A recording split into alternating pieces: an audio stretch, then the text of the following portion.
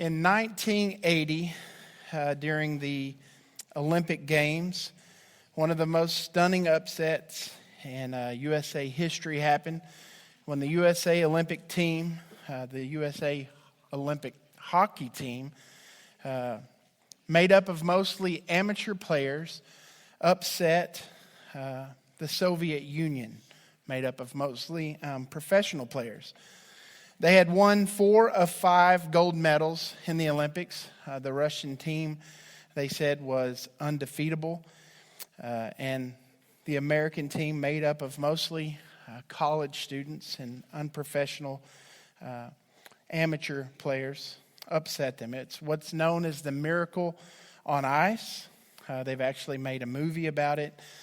You can watch that movie. And of course, just a side note for you, if you're into a little bit of a history lesson here, they have an ESPN 30 for 30 on the Russians' take on why they were upset in that game. So it's very interesting, and it's very, I think it's worth a watch if you have the time to look that up. But we love stories like this. Of course, we really love this story as Americans because it was in a very difficult time in U.S. history where we needed something, a shot in the arm, to give us that sense of pride back, to give us that sense of belonging back. And we love a story where the underdog wins, or it's a lot of the reasons why a lot of people like to read the book of Revelation, and they like to read the book of Daniel because it tells of us winning in the end. And not just in the days of the exile, but looking forward to a conquering king, one who one day would return, and us, being God's people, would share in that victory with him, where he would reign in absolute peace, absolute justice, and power. And we like that. So that's what we're going to be studying in Daniel. We will be in the first 6 chapters of Daniel. We will not be in the last 6 chapters of Daniel, but we're going to be in the first 6. So you can follow along in the next 6 weeks. We're going to be doing a chapter a week, so you can follow along and reading ahead if you'd like to do that. So a few of the books that I have used in looking at this series, I've just put them up on the screen so you can look at those. Mostly the one I'm using is called Christ-Centered Exposition by Daniel Akin. And as I was talking to Landon about this, it kind of got me excited because this is who I think is coming for our marriage conference next year. So I'll have him sign my copy of it. It'll be awesome, right? So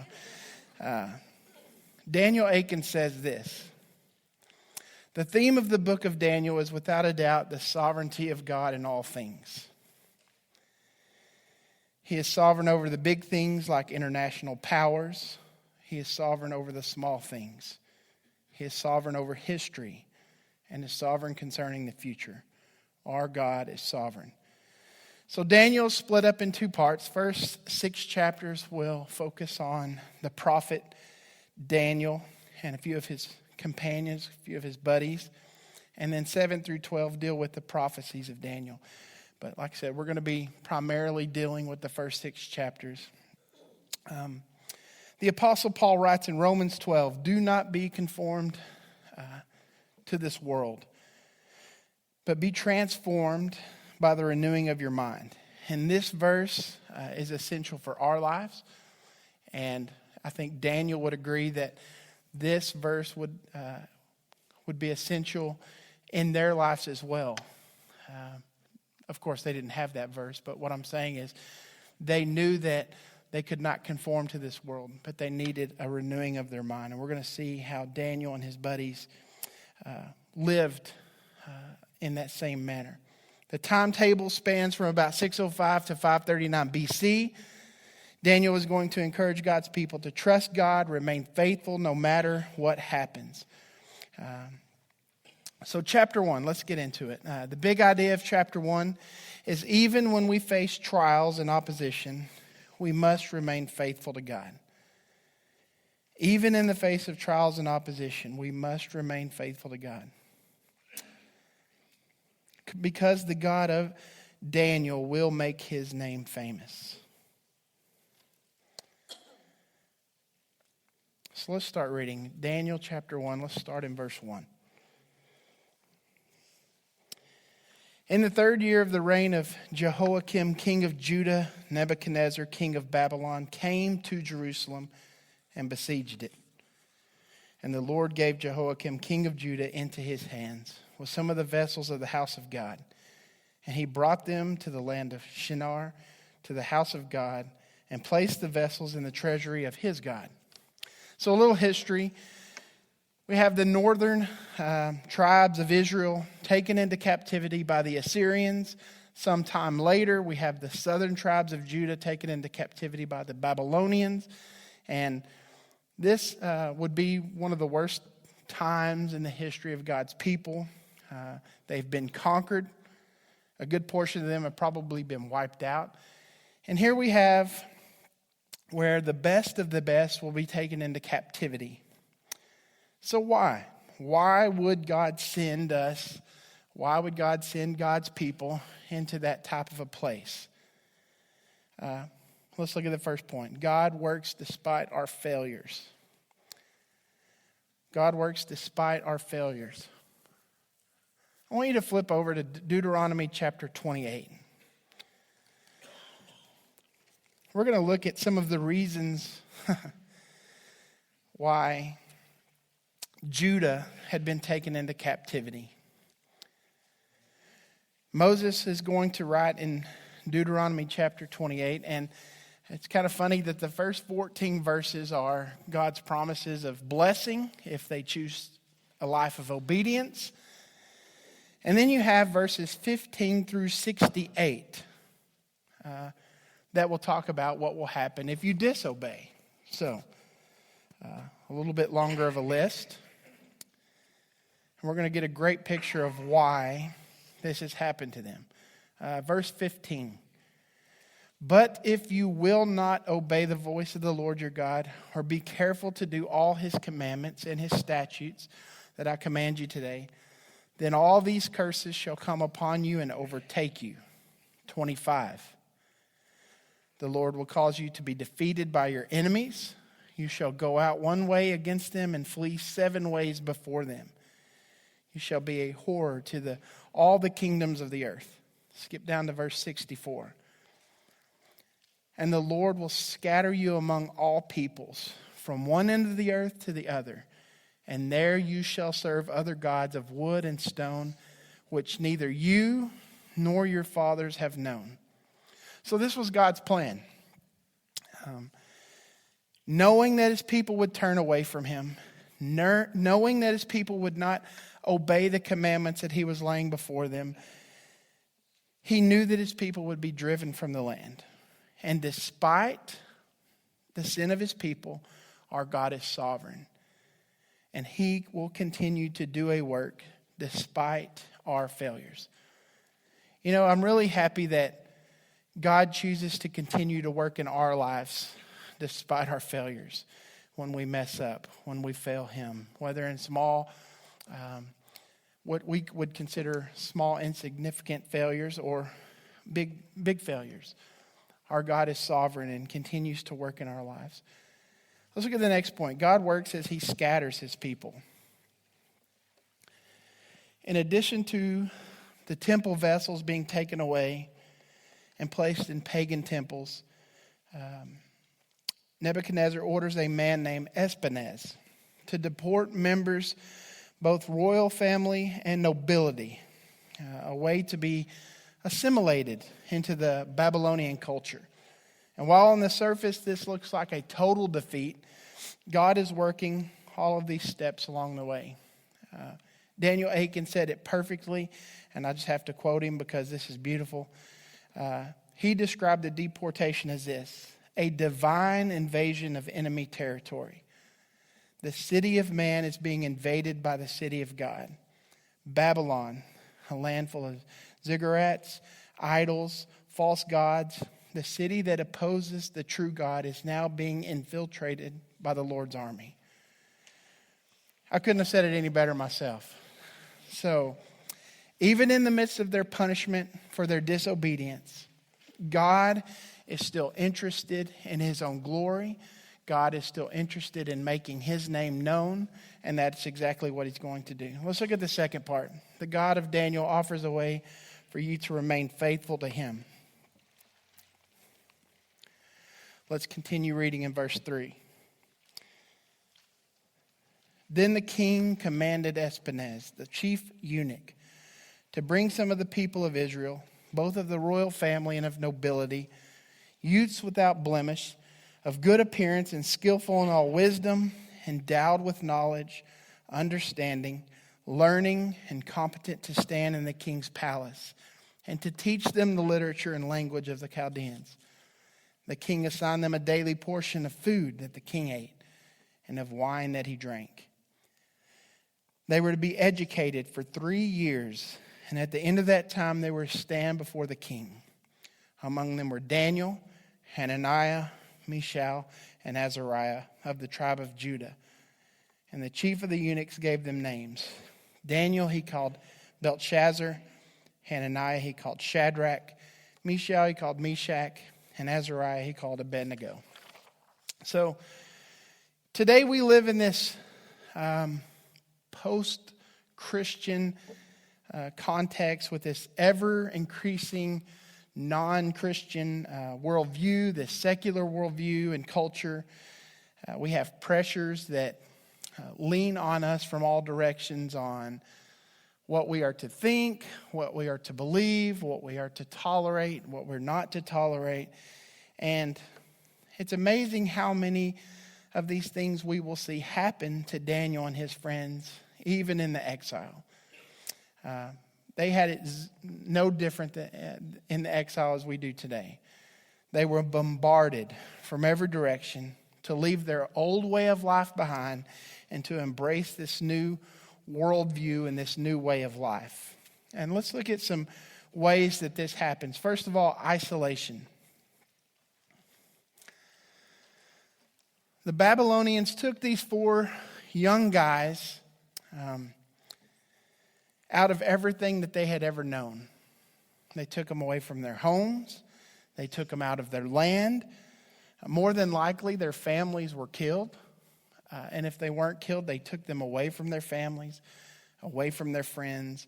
I want you to imagine being a teenager and being taken away from your home and your family and even taken to a foreign land. I remember moving to the foreign land of Odessa from Oklahoma when I was 23 years old. And while I had 5 or 6 friends here in Odessa that I knew, it was amazing the feeling of loneliness once I got here, because the family interaction in the evenings, sitting down to a meal, all those things were taken away. It wasn't taken away. I came here on my own accord, but I was not expecting that. I was not expecting that feeling of loneliness that I felt when I got here. Now, of course, over a few months, you meet some new friends. You start, going out with people to dinner and things like that, and it all went away fairly quickly. I'm not one to stick to myself, but I want you to imagine, try to put yourself in a teenager's shoes and have this happen to you. They would have been very vulnerable. They would have been easy targets for a new teaching, easy assimilation into a new way of life. As a former youth pastor, sadly enough, I would tell you that I saw this many times in student ministry, where students who are raised in a Christian home, raised right here at Emmanuel Baptist Church, and their parents will send them off to a secular university, and all of a sudden, they really don't know what their thoughts are on God. They really don't know if what they believed and thought was true is true anymore. And they will turn and walk away from the church, sometimes from their family, from their faith. And as a former youth pastor, it would break our hearts. Crystal and I have had endless conversations about students who would walk away from their faith. Now, a lot of them, after 10 or 12 years of searching, would come back to the church and be like, we don't understand where it all went wrong. Like, well, we can tell you. But it would be very easy for them to just jump into a new way of thinking, a new way of life. Very easy to just join in and believe whatever they've been told. And I'm not telling you that to not send your child to college or to a secular university. What I am telling you is that preparation needs to take place before you send them off to a secular university. Because that's exactly what happens with Daniel and their friends. So isolation, secondly, indoctrination. Verse 4 shows us that these 4 guys were some of the best. Because that's who the Babylonians would take, the brightest, the best looking. And they would begin this process of teaching them all about the Babylonian culture, all about the Babylonian way of life, their language, their philosophy, their science, their history, their astrology, their religion. We're going to talk about this a little more next week, so I don't want to get ahead of myself, but which is why the first Daniel chapter 1 is in one language, and then it switches in Daniel 2. And then, of course, towards the end of Daniel, you will see it switch to another language. Why? We'll talk about that next week. Just a little plot twist for you there. So, thirdly, assimilation. This was to be a 3-year breakdown.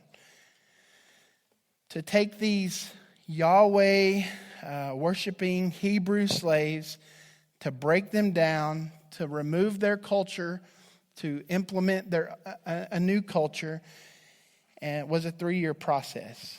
They were to be immersed in it. And yes, that started with food as well. So they wanted to give them a taste of what the Babylonian way of life was, all that the Babylonians had to offer, and they were just breaking them down. And at the end of this 3 years, they would come before the king, and there would be this final exam, this test, and how they did. So, lastly, there was confusion. These guys all had names that honored the one true God, but they had their names changed so that they honored the Babylonian gods. I found this chart, and you can see it up on the screen, but many scholars believe that their name change had something to do with what's up on the screen, where Daniel meant Yahweh is my judge, and it was changed to Belshazzar, protected by Baal. Hananiah, Yahweh has given or is gracious. Shadrach, commanded by AQ. And you see how these young men's names were changed. Their names that gave honor and praise to Yahweh, the one true God. And they were given names that gave honor and praise to the gods of the Babylonians, to these pagan gods. So these guys' names were changed. They wanted them to forget Yahweh. And they wanted them to forget everything that their culture had taught them. And this was meant to confuse these young men away from the worship of God towards a new worship of these gods of their new home. Never was it more important for these 4 teens to be in the world but not of the world. So how? How could these guys, how can we remain faithful to God, remain faithful to Yahweh in the midst of that type of trial in their life? Let's continue reading. Verse 8. It says, "But Daniel resolved that he would not defile himself with the king's food or with the wine that he drank. Therefore he asked the chief of the eunuchs to allow him not to defile himself.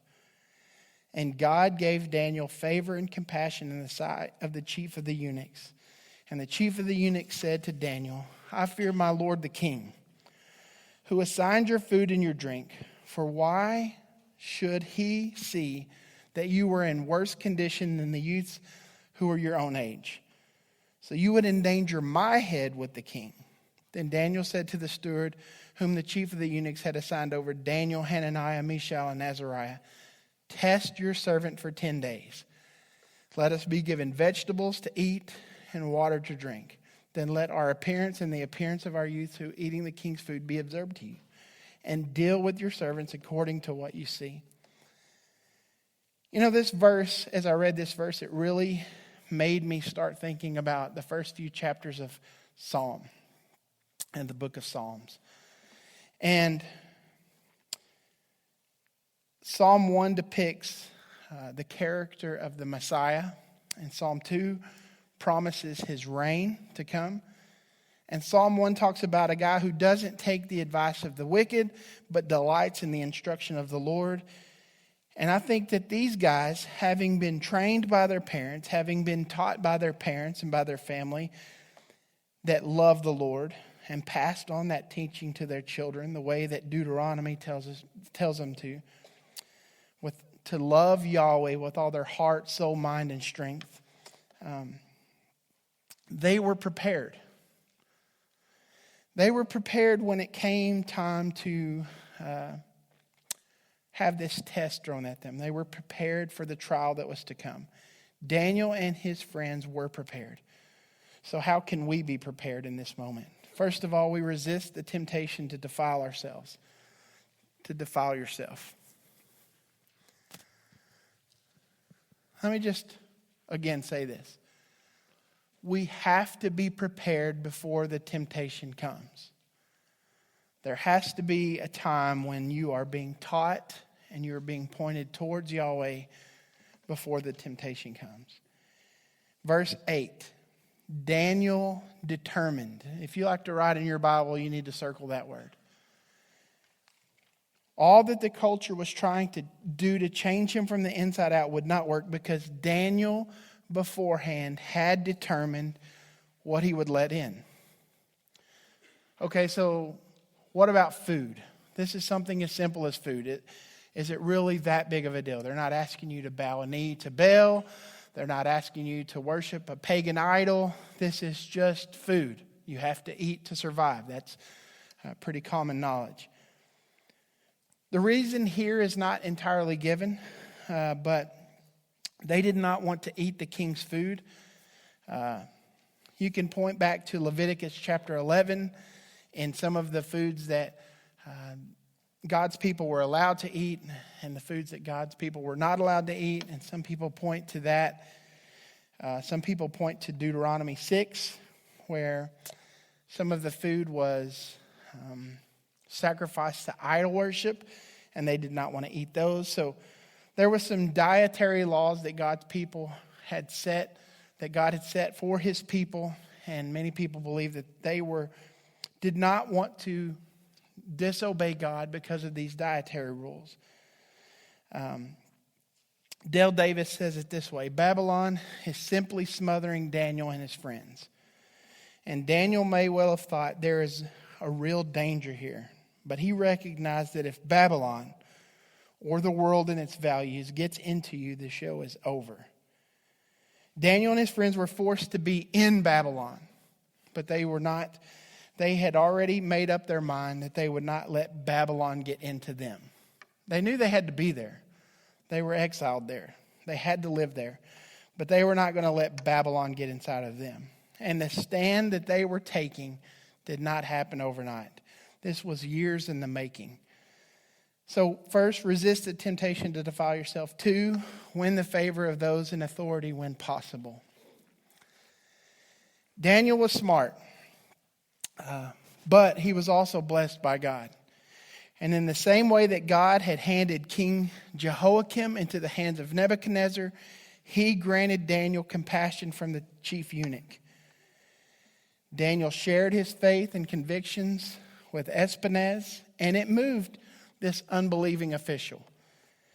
And Daniel took a stand with grace, with humility, not being arrogant, not being proud, not being rude. And even as Espenaz knew it was his head on the line, not Daniel or his buddies, they still found favor with the eunuch, and they were able to take the stand and obey their God. Lastly, wisely offer an alternative solution. We see that Daniel, of course, was wise beyond his years. When you really think about it, these guys had 2 options. They could, 1, defile themselves by eating the king's food, or 2, their buddy Espenaz is going to lose his head. That was really the 2 options that they had. But Daniel comes up with another way, one which neither of those have to happen. 12 and 13. Test your servants for 10 days. Let us be given vegetables to eat and water to drink. Then let our appearance and the appearance of the youths who eat the king's food be observed to you, and deal with your servants according to what you see. You know, a lot of people will go on what they call a Daniel diet. This is funny. I think this is funny. But when people are on the Daniel diet, they are often trying to lose weight. And if you read this passage correctly, when they ate vegetables and drank water, they gained weight. So, no Daniel diet for me, all right? So, their diet would be simple. It would not break any Mosaic laws. It would not have offered, the food would not have been offered to any pagan gods. It would not subject them to becoming more like the Babylonians. Or to put it plainly, Daniel just did not want to disobey God. He didn't want to disappoint his Lord.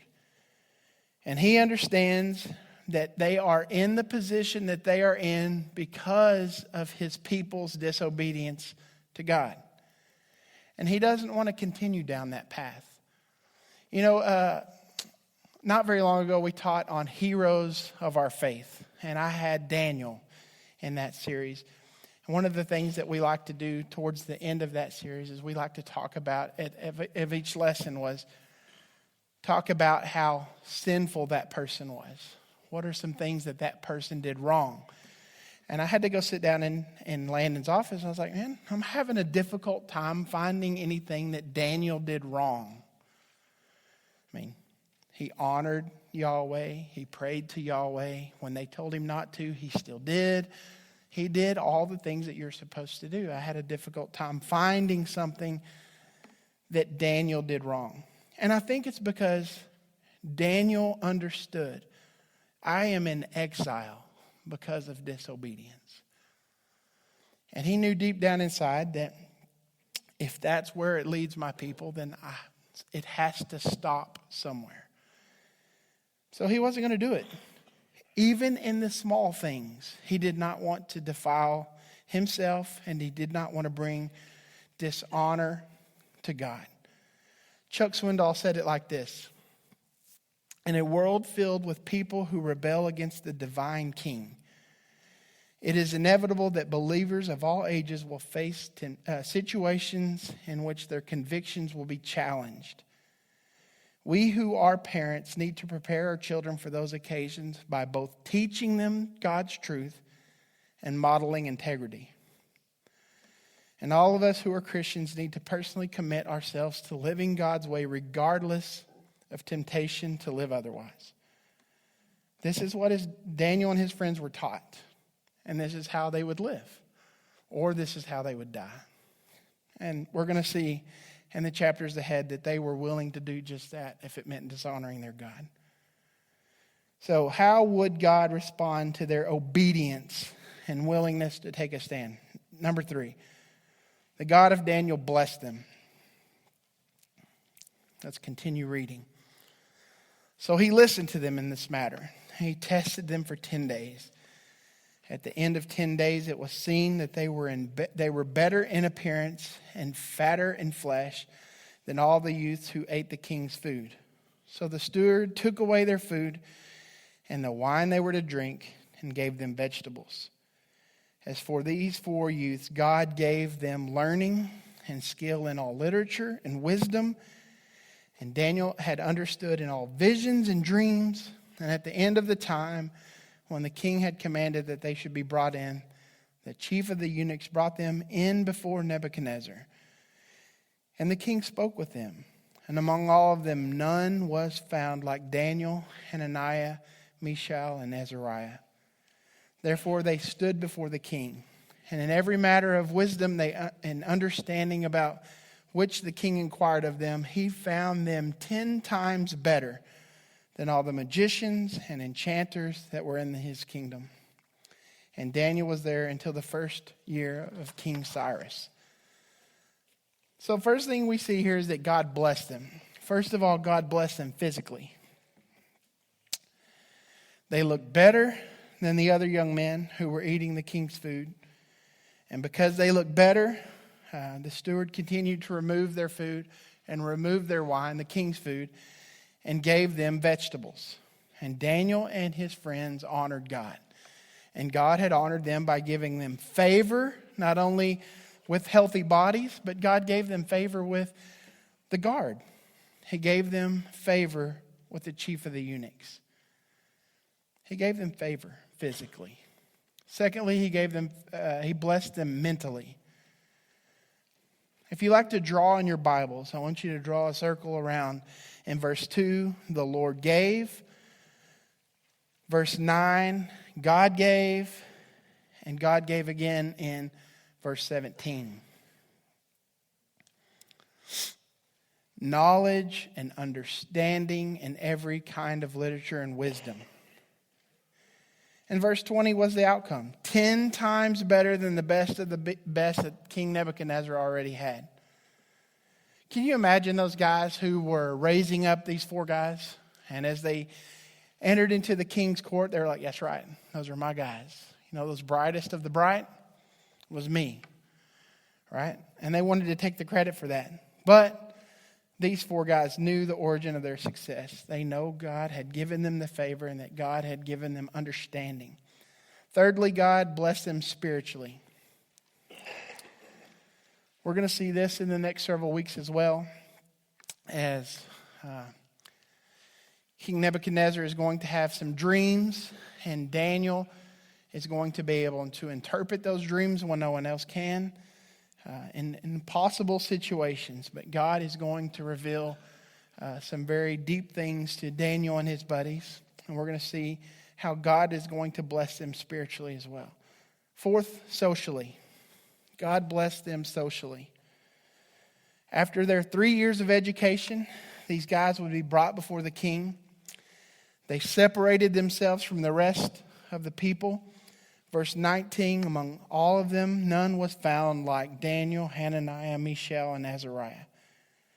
And much like we see Joseph in the book of Genesis, who was in a difficult place because of his brother selling him into slavery.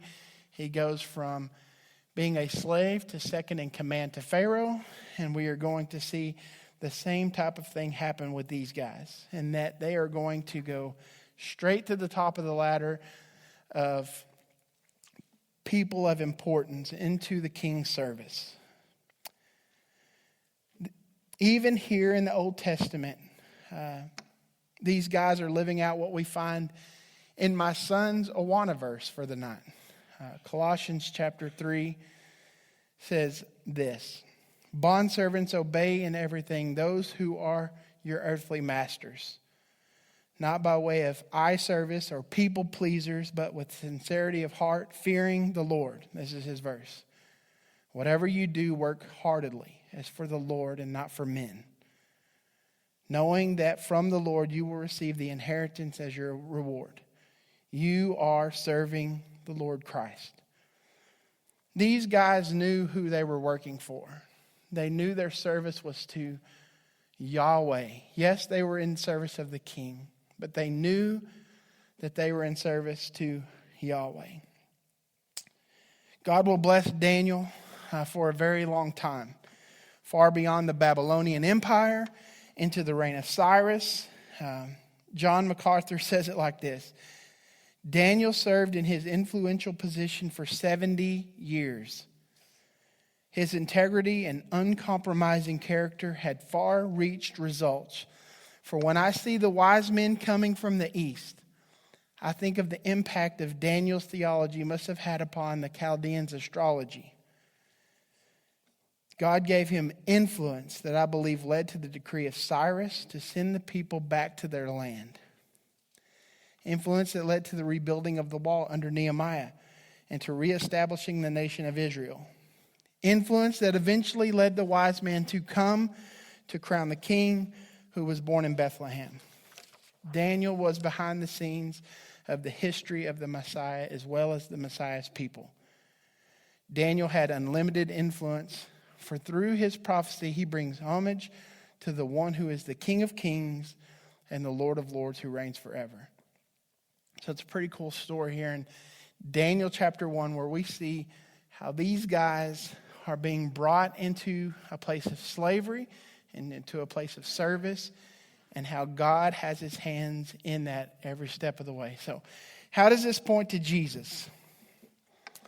First of all, God sends us to make himself known. God sends us to make him known. Daniel and his 3 buddies remained faithful to their identity. They obeyed God in all things, and they had a shining testimony of what God was doing in their lives. But God sent them on this quote-unquote missionary journey, having them leave what was familiar so that they might show the world how great God was. And this points us forward to a time 600 years later when another Hebrew would be sent from a foreign land to bear witness to the one true God. And that Jew's name was Jesus. And like Daniel and his friends, the Son of God would leave his home, willingly embrace a sinful world, never defiling himself even once. Flip over to 2 Corinthians chapter 5. 2 Corinthians chapter 5.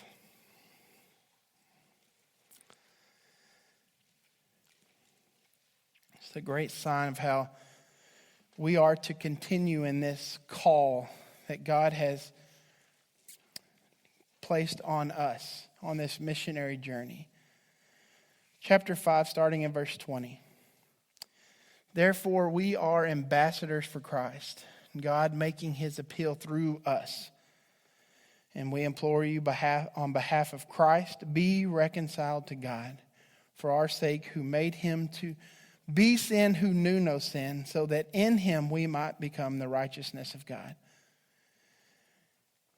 God loved us, and he sent his Son to die in our place.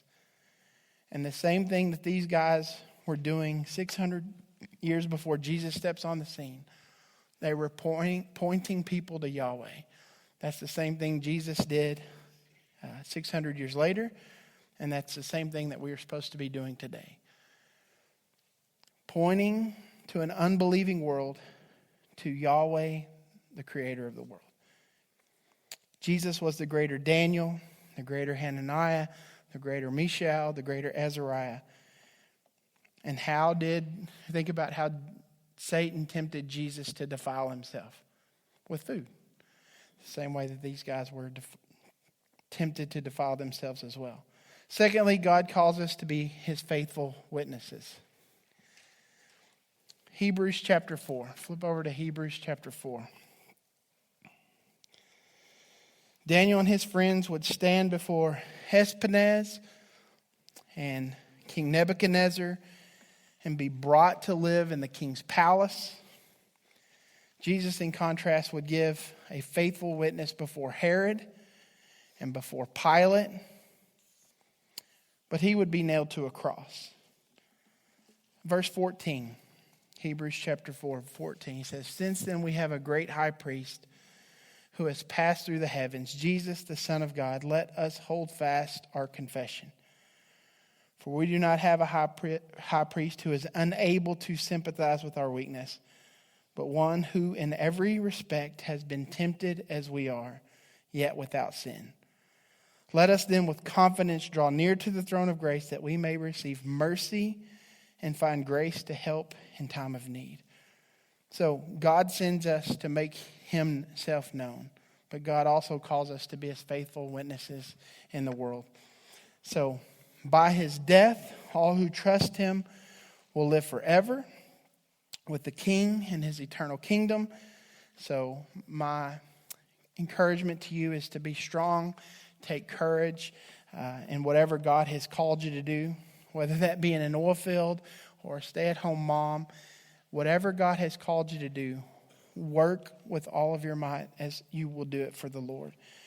No matter the situation that you're in, God is at work. We see it here in the life of these 4 Hebrew slaves in the middle of a pagan culture.